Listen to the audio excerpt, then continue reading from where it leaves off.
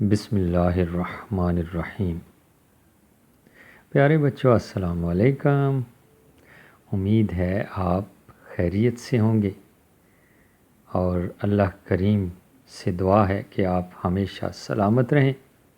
جیسا کہ آپ جانتے ہیں، حروف تہجی کی مشق ہو رہی ہے اور باری ہے رے کے خاندانی حروف کی۔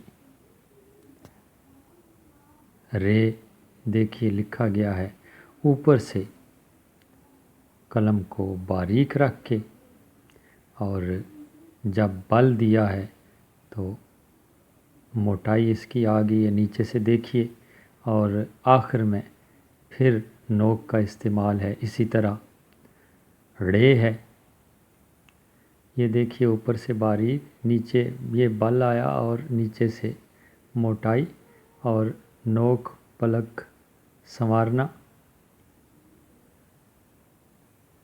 رے کے بعد ڑے، اوپر علامت،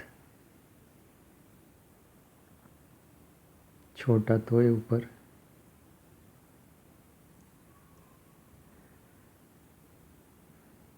اس کے بعد زے کی باری آئے گی۔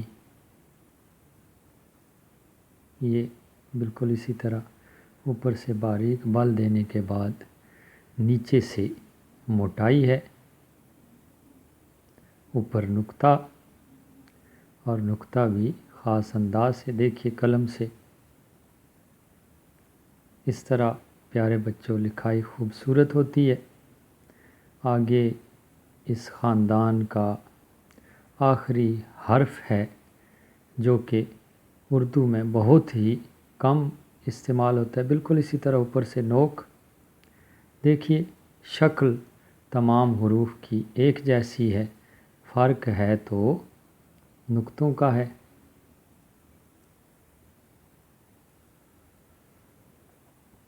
تین نقطے، اور یہ پڑھا جاتا ہے اسے۔